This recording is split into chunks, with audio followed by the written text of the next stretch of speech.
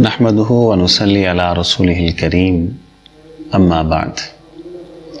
سوال یہ پوچھا گیا ہے کہ کسی مشرک انسان کے پیچھے کیا نماز پڑھی جا سکتی ہے یا کسی مشرک انسان کو امام مقرر کیا جا سکتا ہے؟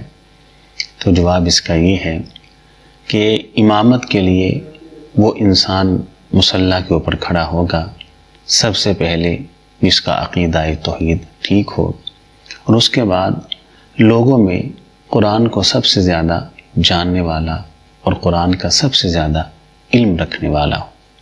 اور جس انسان کا عقیدہ توحید ٹھیک نہیں اور جس کے عقیدہ توحید میں شرک کی آمیزش ہے، ایسے انسان کی تو خود کی نماز اللہ قبول نہیں کرتے، تو ایسے انسان کے پیچھے نماز پڑھنا کیسے جائز اور درست ہو سکتا ہے؟